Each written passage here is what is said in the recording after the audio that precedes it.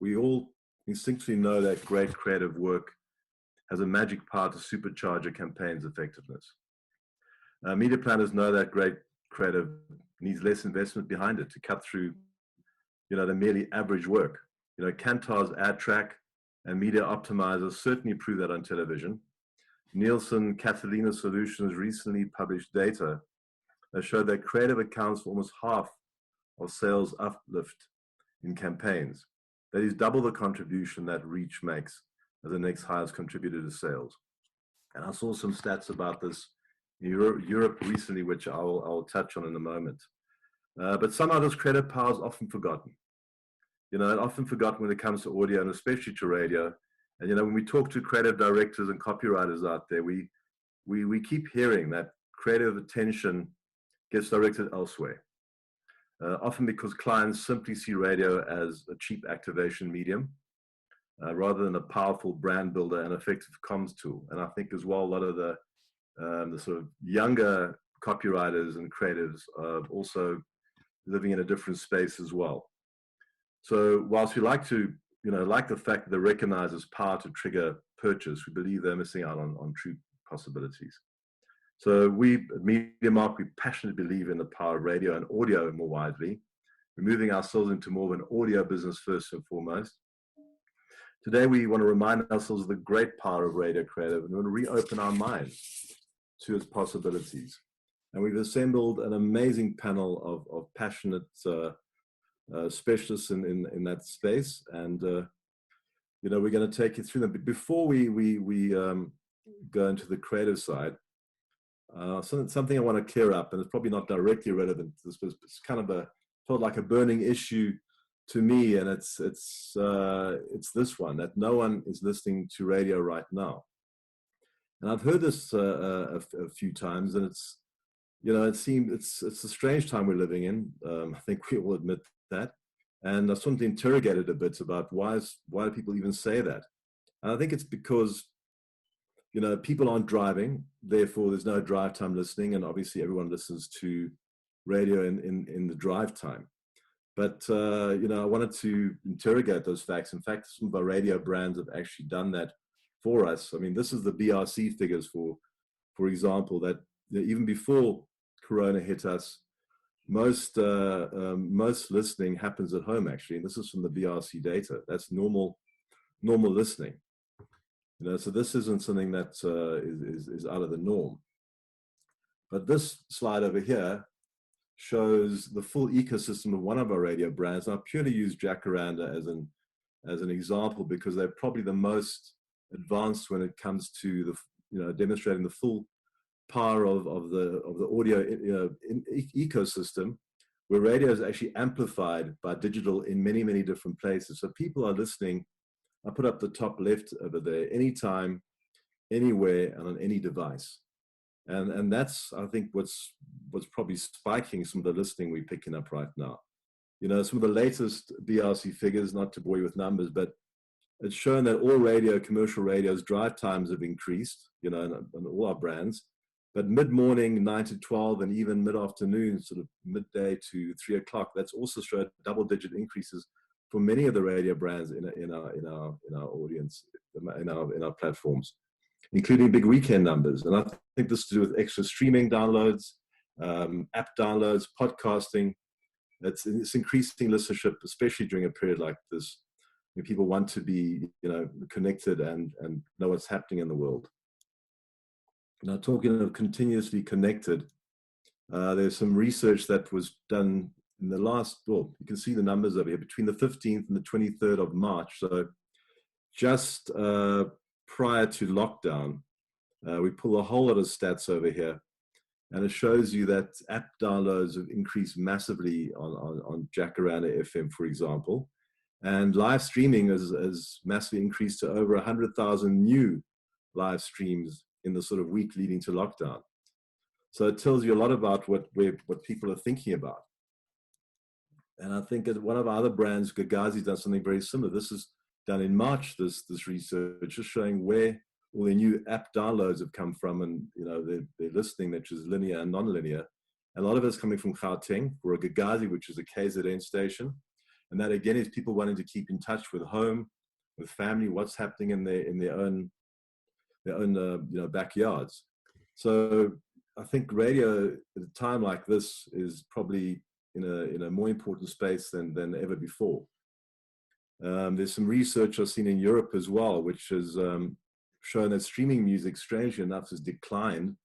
And that's because people are tuning more back into real radio where they can act people and listen to people. And I think, it's kind of obvious in a way.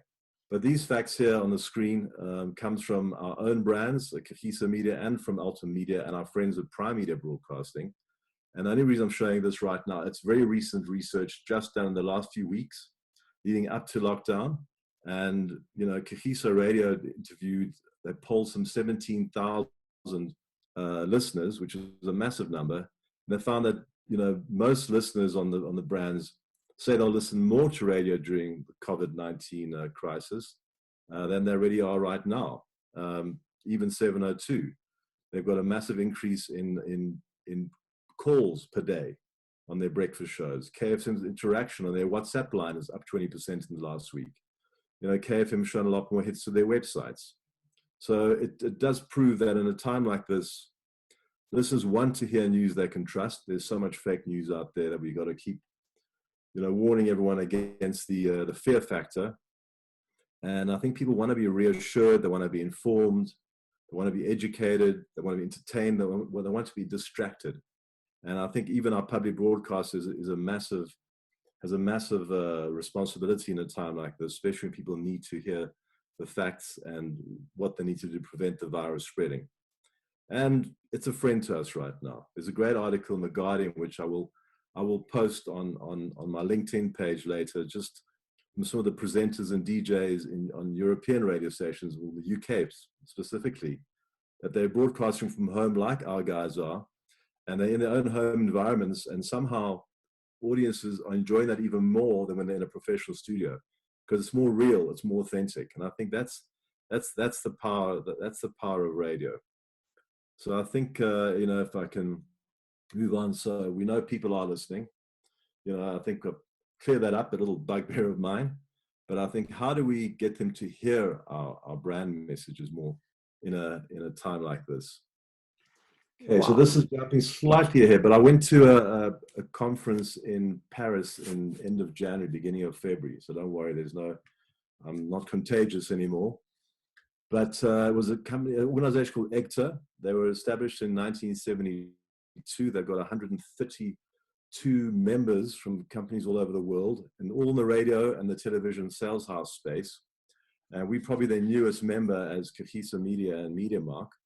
And, it was fascinating going there, because I met guys from Radio Center, from Nielsen's, from Kantar, from Omnicom Group internationally, from all the big radio and TV and broadcasters around the world. And the whole major theme and thrust of it was all around creativity in audio and the power of good creativity.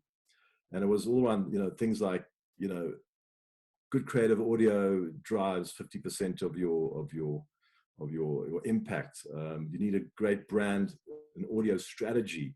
There was, research from Radio Center about that, people are twice as happy when they listen to the radio. Well, people are, ads more memorable when people are actually doing other things while they listen, which is a big input. You're cutting your carrots and listening to the radio, those ads become more memorable for you. And one of the most interesting companies I met there and saw their presentation does, as you see on the screen, algorithmic testing of audio ads and creative to make sure that you have the right ad that's going to work properly and get the biggest impact. And they've got 6,000 odd ads, them telling us, and they have all the top ads from the Clio Awards, the Mercury Awards, the Cannes Lions, all pumped in the system, and you literally feed your kind of ads through it, and it spits out a whole lot of attributes over here: recall, intent, that makes you happy, and negative, powerful, relaxed, authentic, and it gives you feedback whether this ad's going to be successful or not. And all the big brands in Europe are starting to use it, from BMW to MasterCard to McDonald's.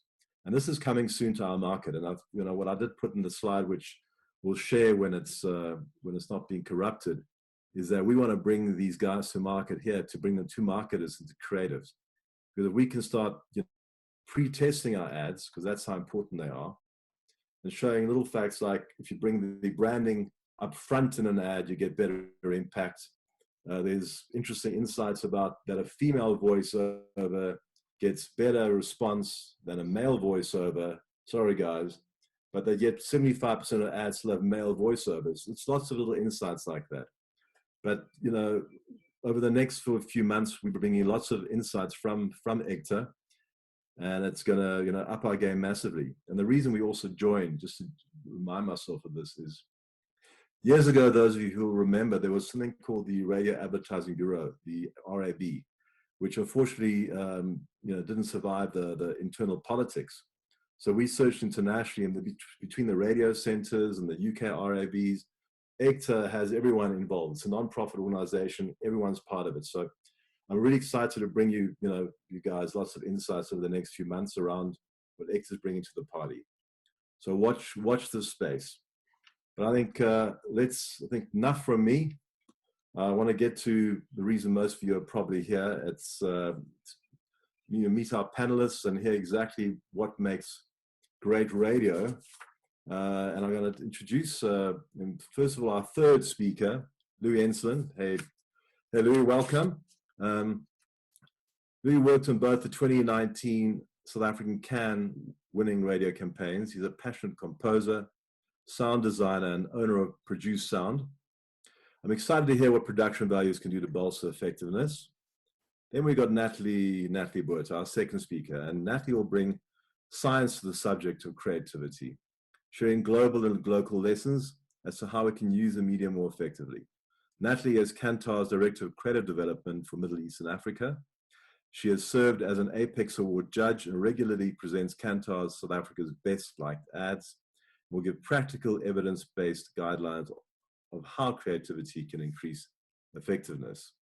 And last but certainly not least is our award-winning first speaker, Sanele Ngubane, going to share some lessons about how to win at CAN. His advice and examples provide a framework for thinking about the possibilities of radio in a refreshed way. Sanele is both the writer and performer of the first isiZulu commercial campaign to win big at CAN. And when I say big, I mean it's gold, it's silver, it's bronze, it's huge.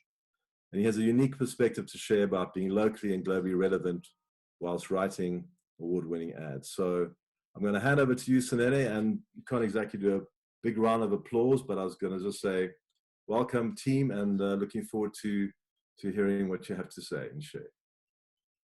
Oh, great. Sanele Ngubane of Samish. And basically, I'm just going to be taking you through the things that I love about radio. Just a disclaimer, I am no expert on radio. Radio is a huge medium that requires different expertise for different things. So I'm just going to take you through what I know. So radio is a powerful medium. We all know this. Like, it cuts through. You can communicate to anyone in any language. It's democratic. It's probably the most far-reaching kind of medium we have in South Africa or the world. It still is. And then Wayne just slightly said, I'm gonna kind of talk about how to win at CAN. I don't know how to win at CAN. It's almost impossible to win anything at CAN.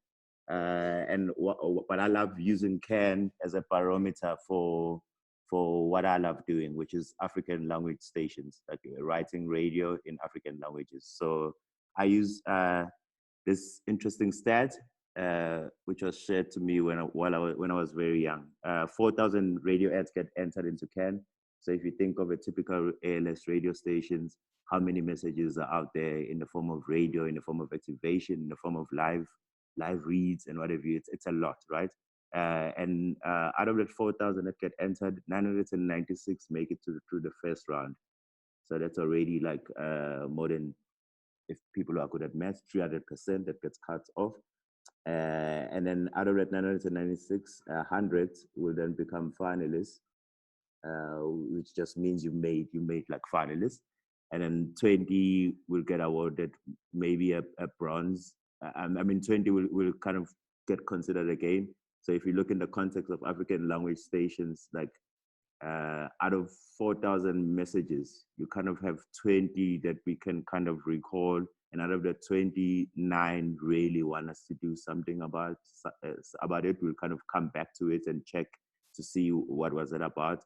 4 are just like what we remember we might act on. And then finally that one that kind of wins the Grand Prix or the gold at the end. So it takes a lot to put into radio if you're going to be just approaching radio as like, I'm going to feed the medium with media money and then see what comes out of that. I love that stat. So number 2 for me, the best work effortlessly floats to the top, as in can, so is in life. Like, you know, if you craft your work, if you work on your radio and if you work on your idea, it's always going to stand out because, again, the medium is just being used as an ugly duckling in a way. Number 3, South Africa is expected to dominate. This is in the context of overseas, the overseas landscape. South Africa is expected to dominate. Like, you know, we've got people who've done really well in radio in South Africa in the past, and we're expected to do very well. I'm going to play an example of stuff that dominates. So, for instance, all of us creatives kind of wait for the next kind of Ogilvy ad, I guess. And this was the ad last year. Mr. Radebe, huh? You made trouble for yourself in the bathroom here today, Mr. Radebe, when you ripped off my antennae and crushed my abdomen with rolled up toilet paper. Because I'm a fish moth. Fine. But you didn't kill me. So now I will eat all of your joy. Your finest formal suit with a pocket stuffed with pamphlets from weddings and funerals. I'm dearly departing it. The only top to get you a compliment from Hot Cindy, I'm wearing it in my belly. I'm gonna eat up your name on your unabridged marriage certificates.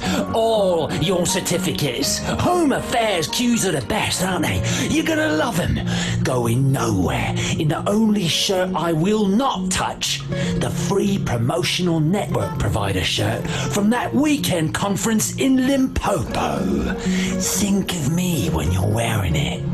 Yeah, I'm the one that ate the logos off of everything, that gave you nothing but crop tops and lacy underwear, and so many holy sheets!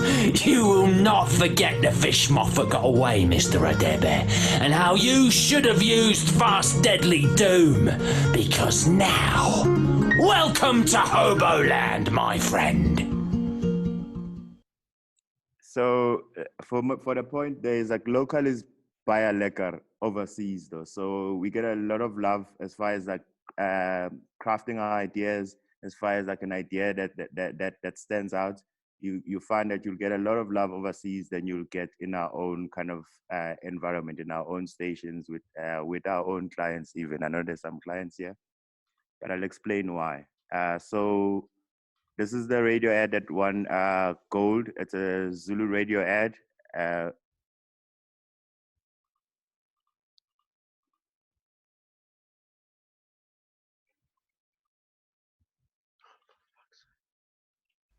Awuthiyam, isikhathi samaholiday, isikhathi sokuyophola elokishini. Shaya imoto siye empangeni. Escort uphola mahala. Umbhede wawulala wona usemncane usekhona. Umbhede wempahla mahala nana. Uzoshawa umoya phakathi kwemephe yomchamo. We mahala. Kumnandi makhona wena siyafa insini. Sineka mahala. Okusho ukuthi igame yakho kuyothenga igrosa yendlu. Usiphathele fisha mahala. Kusasa sibhejwa impahla ngoba sisuthi igrosa yakho. Sicela impahla zokugqoka. Sicela Christmas mahalo. Uphathele nomzala wakho umsebenzi njengoba usaphumile. Khuluma nabelungu bakho. Ungakhohlwa ufunde mahalo. Ngemali yethu. Wafela umati kuletheni kabili mahalo. Yini edlula into yemali? Indawo yokuhlala nombhedo ongenamephe eqala ku-680 ngobusuku eTown Lodge kunemibandela. So we have lots of stories. For us, black text might be something that's familiar, like, but, when you take it to a different environment, when you play it for a different audience, suddenly it's interesting. Suddenly it's people want to know more and what have you. And it doesn't matter that the ad is written in Zulu. Like, we've got subtitles these days. We've got digital support. So in South Africa, we still have what I call radio apartheid. Why I call this radio apartheid is because a Tswana radio ad has to play on a Tswana radio station. A Zulu radio ad has to play on a Zulu radio station, and so on. Like, you can't mix it up. And because of this, then there's no like chance for collaboration. Like, there's no chance to use two languages to speak the way South Africans actually speak. Nobody really speaks one language throughout the day, like, in South Africa. So radio apartheid is still alive. Zulu radio cannot mix with English and Afrikaans. But we are really trying to experiment in this space a lot, especially this year and in the coming years with radio, how to use radio. Basically, the formats that you just saw now that I played you Town Lodge on is a format now that we're selling to clients. We know that South Africa is a data kind of sensitive country. So it's great that radio can live on digital without visuals, which means less data, which means we can get our message across. So things like that are really opportunities that we are looking at for radio, to growing radio outside of radio. So this is an example of how two languages can live in one kind of radio spot. So this is an ad for June 16. The guy is obviously complaining about using Afrikaans to learn in school. The irony is that he's using a language called Tsotikans, which is like a slang, which is like every second word is like Afrikaans. Maramapuna esitotu ne? Ya, esvar. Enhla kulento yokuthi kwakumele egelezo ngesipunu yayidomo man. Yes, bebesilehe man. Babesokolisa ba. Yangifrustad. Cabanga imethi ngesipunu. Umeneri wayequla nje mara kungangeni foko. Divers niyavari man. Cabanga so fries escape ngesipunu. Yeah. Lento vele yayikhawatile eva majita sekasi. Lenesikela bebastrapa goed. Umusalele muntu. Yikho nje ngifuna ukuthi kuwonke lamasotsha 76 athi tag ngesipunu sabo. Thank you Magrotman. Channel, if you black, you get it. So it's a really old ad, but it's still relevant with like languages. So for us, the birth of one language does not mean the death of another. Like, so I read a beautiful article that says English is actually the medium that we should be using to teach people about African languages, because everyone speaks English. Like, so it doesn't mean dismissing English or Afrikaans, but it means just the languages working better together and creating an environment where that can happen. Like, the radio stations, as I've mentioned, are not currently doing that yet. So show you another example of what I mean with this new format that we kind of stumbled upon. Ladies and gentlemen, Shosho Loza sang in the key of autocorrect. Shoulder order. Shoulder order.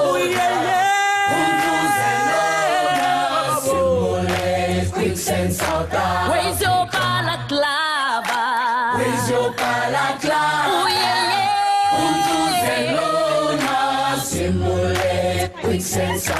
Shoulder order. Shoulder order. South Africa. Shoulder order. Shoulder order. Simulate quicksand South Africa. It's time to decolonize autocorrect. Go to savannahcider.com/decolonize and set your phone free. Savannah, the crisp, unapologetic cider. Not for persons under the age of 18.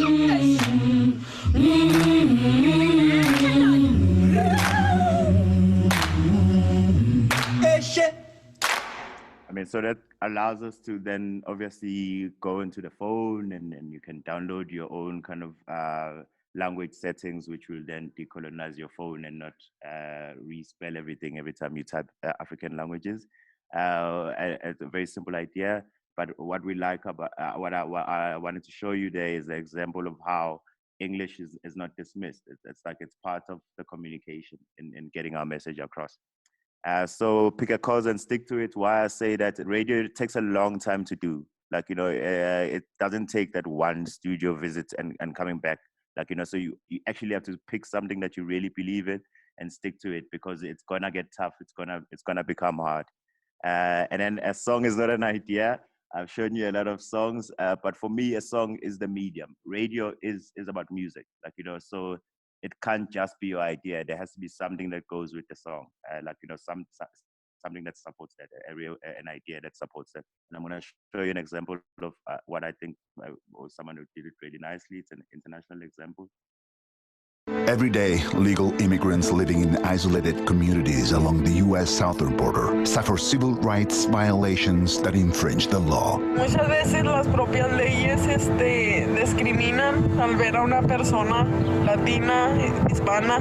Vulnerable and often uneducated, these immigrants don't know the law or their rights, making them easy prey for a system caught between zero tolerance and a huge influx of illegal immigration. The only way to reach immigrants living in remote and underdeveloped stretches of the desert?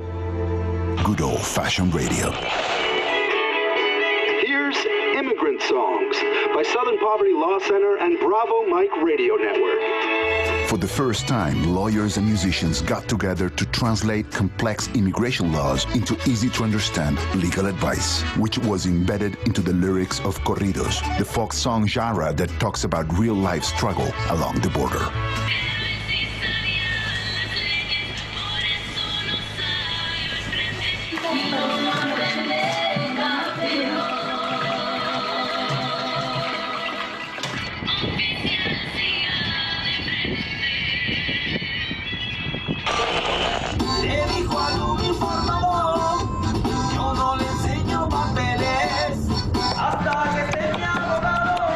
Con música, los inmigrantes están aprendiendo sobre sus derechos en este país. Radio waves crisscross the southern border to reach 8.5 million immigrants, and our legal corridos spread like wildfire.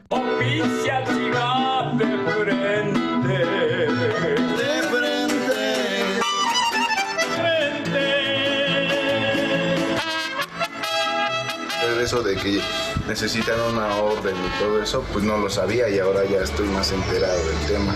Instruyéndonos cómo saber comportarnos en cierta ocasión o cierta situación donde sintamos que nos están perjudicando. Immigrant songs, taking legal advice to places where no immigration lawyer has ever set foot. I think that example just shows the power of radio and how far radio can reach. And then just to go into what's out, I think Jenny Glover imitations are out of fashion. If you guys don't know who Jenny Glover is, she's probably one of the best radio writers in South Africa has ever seen. What that created with her winning so much at CAN and all these big shows is that a lot of people started writing in that style. It's quite a Eurocentric style of writing, I feel. So this is an example of what I think is out. This is the story of a beautiful swan who lived on a lake with a lot of other beautiful swans. Darling, you look gorgeous. One day, they all flew away, leaving the beautiful swan alone to mope about a bit, before he noticed his reflection in the water and realized he was actually a very ugly duckling. I'm hideous. Then the other ducks, animals, and assorted wildfowl abused him about his looks mercilessly. Then he turned into an egg. Things can end badly backwards. That's why the Vauxhall Astra Ultimate comes with reverse camera as standard. Vauxhall, British brand since 1903. Same point is, as much as a song is not an idea, like a style of writing is not an idea, like using like a fairy tale or whatever, like that is not an idea. You still need an idea behind it. So creativity does work, but then there is creativity for just creativity's sake, which will still not cut through. And then I just want to move into audio's love affair with technology, which is where I think is where radio is going, and we all know. This is an example of what got Grand Prix last year at CAN. What I love about this is that it integrates everything from voice technology to an actual show that was on TV to radio and how they showed that. And the format is no longer like a 30-second radio ad. It kind of becomes a bit more.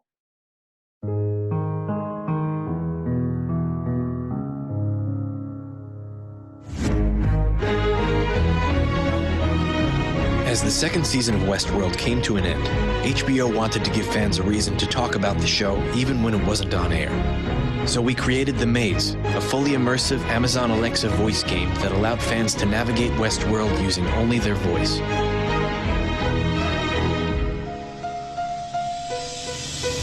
Alexa, open Westworld.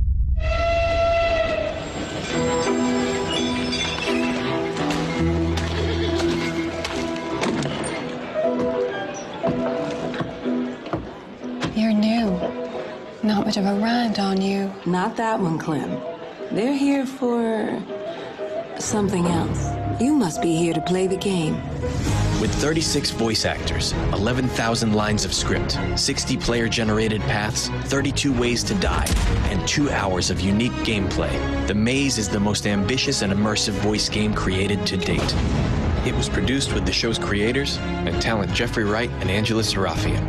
In the first week, over 10,000 fans tried to solve The Maze, and the game generated over 500 million earned media impressions, thanks to Easter eggs hidden in the game just for press. Never had the pleasure of meeting Patrick, but I love his articles on CNET. The Maze pushes the boundaries for voice device content, bridging the gap between new technology and the oldest form of storytelling. To play and explore Westworld for yourself, simply say, Alexa, open Westworld.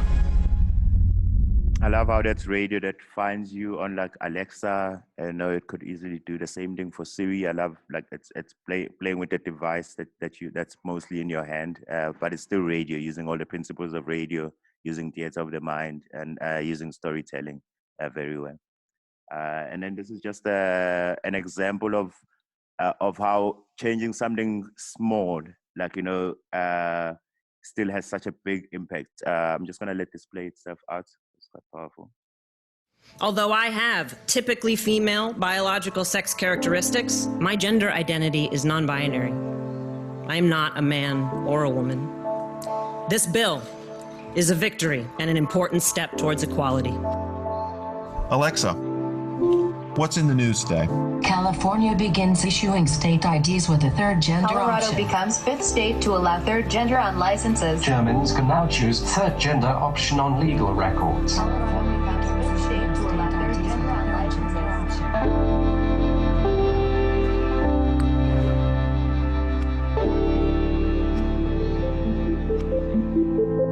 Companies turn to different types of research that tells them people expect a female voice. Sometimes we go back to these stereotypes, and what happens is we're reinforcing them.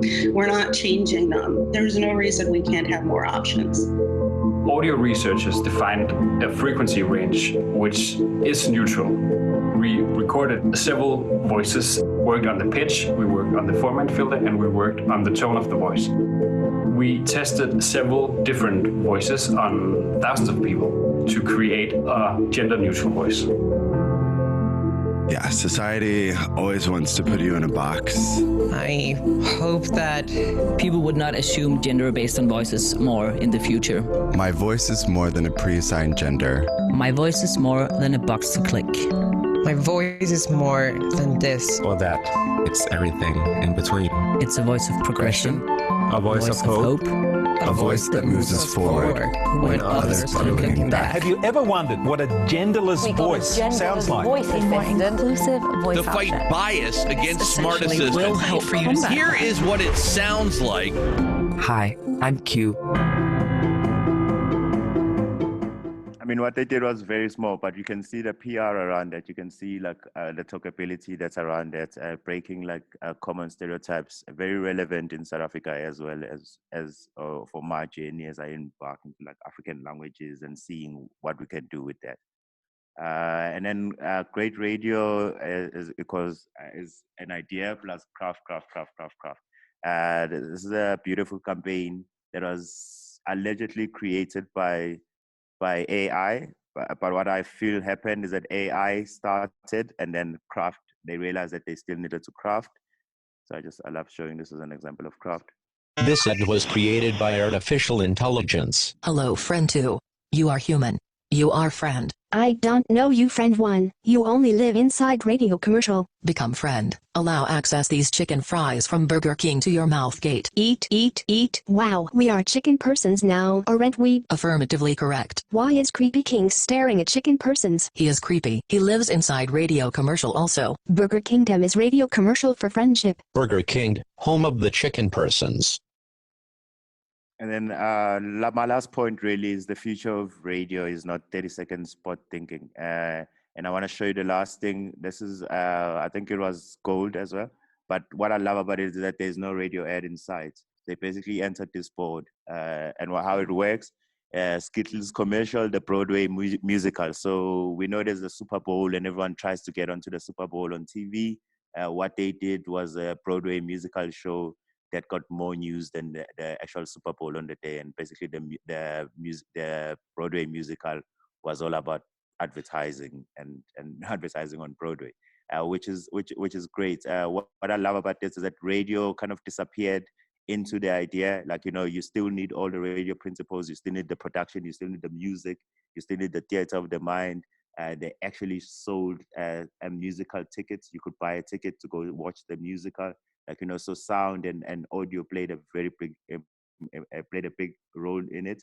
But yet the entry board was just a board that showed you so many other things and how they actually just used everything to come together. So I mean, where do you enter this in the end? Which is what I love about it. It doesn't belong anywhere, yet it belongs everywhere. And that's me.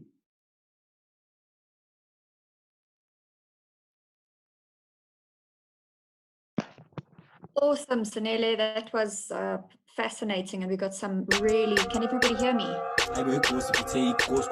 Sorry, I had a music. Trying to unshare. Everyone who needs to share next should be able to do that without a problem now. Okay, I just want to take some Q&As for Sanele. Okay. Some amazing comments during your session. People telling us we love the local flavor, and your award-winning ads are seriously spectacular. Sanele, we've got a couple of questions I'm going to pose to you. One of them is, are creatives given enough time to innovate when writing for radio? Or is it perceived as lastminute.com requests? Beautiful question. And I think Louis can support me on this. Radio is seen as like the last thing. Like, you know, it's seen as this is where we're going to put all our information. If I want to make a great TV ad, then I'm going to tell client, no, but we'll just put that information on radio. We'll put the downstream on radio. And like that's not what radio is for. Radio is for storytelling at its core. Like, you know, and you're competing against music. So yeah, for me at the moment, it's not seen as something that can lead a campaign anymore. I don't know why. I think part of that reason for me is the radio apartheid. Like that I'm so limited. I have to, if I'm doing this in Tswana now, I have to do it in all languages, and that can end up being quite costly as well. Thank you. A lot of your examples you played are longer than 30 seconds. Can you talk to why time is important, and is it a requirement for an effective radio ad? So I had an interactive thing. I was hoping you could see some of the panel members. So I was going to ask them a question, and then I was going to play a song, and then I was going to ask them if they remember the question. Like, you know, and so yeah, like, I mean, 30 seconds because you have more time to tell your story, basically. More than 30 seconds because you have more time to tell your story. But more importantly, like, why it doesn't really work in 30 seconds is because radio requires you to kind of use theater of the mind. So without putting an idea in there, you probably still have your client information that you're still gonna get in there. But if you're gonna use theater of the mind, then you're probably not gonna come in less than 45 seconds. Like, you know, so with telling the story, setting up what your story is, and all of that. So yeah, for 30-second radios should be dead. Should have died a long time ago. I don't know why we still have it. I think there's media people here that can answer that. like They'll say cost. yes, yes, cost. Agreed. But what's the cost of actually throwing away your money to on 30-second radio ads and nobody's listening to? Oh, yeah, we got Nets is ready. Great. Good stuff. Yeah, are those my questions? I think you're just throwing away your money with 30 seconds. Okay. One last question. What do you think it would take for radio script writing to be exciting on a day-to-day basis and not just for awards? What advice would you give our clients that are listening and our media people when dealing with their creative agencies or experts? That's an interesting question. What will it take? I guess the same. So I come again. So what will it take? So what do you think is needed for creatives to be given the leeway to write more exciting script writing? Not just from a day-to-day basis, but not just when we're writing for awards. Yeah, very, very good question. Time.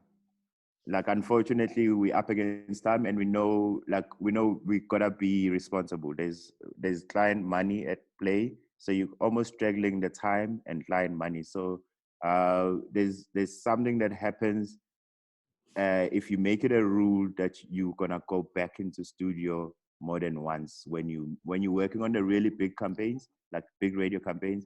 Go back to studio more than once. It always makes a difference. It doesn't matter. Like, because your ear can pick up things and it can adjust and it knows what to fix, but only afterwards. So it's really important to have like in TV, for instance, we have pre-prods. I'm not saying TV is the greatest kind of medium and we make our best work there, but at least there's a pre-prod. There's a planning that goes beforehand. In radio, you walk in there, the actual talent has a script in their hands, because yes, there's other things that they need to do with that script. But like on TV, the talent walks in without a script. They walk in with the character inside them. So you need that time for everyone to digest what's happening, for everyone to kind of get involved with the production so that we can all move forward. So go back more than once would be my answer. Brilliant. Thank you so much. But I'd like to introduce Natalie Buerter now. She's creative director of Kantar. And as much as we need the left side, we also need the right side. So Natalie, can you tell us, does creative radio make for effective radio? Yeah, sure. Thanks, Charlie. Great challenge. I'm sure Sanella will probably agree that you also need clients that can sometimes be a little bit brave as well when it comes to not just time. You need some bravery too. And it's good to see some clients being brave at the moment and taking a step out there. So yeah, so my talk is a brief one about unlocking effective radio, and it's something that I've spoken about for quite some time. But it wouldn't go down if I didn't just take a second to speak about the environment that we're all experiencing at the moment, which is this COVID environment. So Wayne actually mentioned a few statistics earlier about how radio is lifting. And we had a, I wonder if hopefully you can see it. So Natalie, sorry, yeah. Brenton here. So we stopped your sharing just a moment ago so that Sanelle and Charlie, who were engaging, were visible. So if you'd like to share again from your side, then we can see your deck. Sorry about that. Shared too early. Let me know if you can see me. Perfect. Let me know. Perfect. Thank you. So yeah, so we're speaking about the current environment, about COVID, and Wayne was saying earlier how he's noticed, that it's not the case that, people have stopped listening to radio, and we're running a Kantar barometer. Some of you may have joined our WebEx yesterday, and one of the points that we made on radio there is in that barometer we can actually pick up claimed usage of an increase of 30%. of consumers listening to radio. And I just wanted to pause on that for a second, because I think what's going on right now is you've got your social media, and social media is fairly easy to hack. Turns out so are Zoom meetings at the moment, but social media particularly quite easy to hack, and people can put a lot of fake news in that environment, and people are onto that. It's more difficult to hack radio, it's harder to hack TV, etc. So people are going to their trusted, top of mind sources for information right now, and that is what you're picking up on there. And we can certainly see that with that increase in radio as well as on podcasts. So it is an important thing just to take note of. And we will also see, because this was actually done right before the president's announcement, so we're in the process of gathering the third dip of data. We'll let you know as soon as that comes out. I'll send a link to everybody. But I think back to the topic of creative, I think sometimes we need a reason to understand why it's important to focus on creative. And if ever you have, we call them bean counters, or people who say that marketing is not, it's a cost and not an investment, I think this is a great slide to show them. So if you take a look at what we've got here is we've tracked a whole host of brands, nearly 100 brands, and we've tracked them over the period of several years, from 2006 to 2018. And the thing that we found differentiated their growth in value the most was when they worked harder at getting strong advertising appeal. So if you can set your creative apart and make it far more appealing and attractive to our consumers, that's the thing that will get you the additional growth. So, and that's real data for anybody who has to deal with those conversations every day. I know that there's many of us that do. So I want to say that when it comes to any medium, regardless of what it is that you're dealing with, you must remember that it's like one piece or one ingredient that bakes this beautiful cake. And it would go amiss if you didn't have the ingredient. So if you think of your media strategy like that, it's worth two things that I want to keep pointing out on this, is that if you have a central connecting idea that pulls it all together, first of all, and then secondly, if you customize your content for each channel, we are far more likely to see stronger levels of success. And once again, I'm going to give you some data. These are the last two data charts that I'm going to give you, but just to prove the point on why it's important to have the strong central connecting idea. The first point is that we indexed campaigns that do have a central connecting idea versus those that don't. Those that don't, if you take a look at that, is your average of 100, and then the ones that do are sitting well above our index, particularly when it comes to associations that you're laying down with the brand. So you can see that you're driving stronger layers of salience, creating awareness for your brand, stronger message association or attributing the right messages to your brand, and stronger levels of persuasion and motivation. So ensuring that you're allowing your creative team the freedom to be able to have that connecting idea that holds everything together is pretty fundamental. And then the next point is around, if you can customize your campaigns to the medium, that's when we see the additional levels of success as well.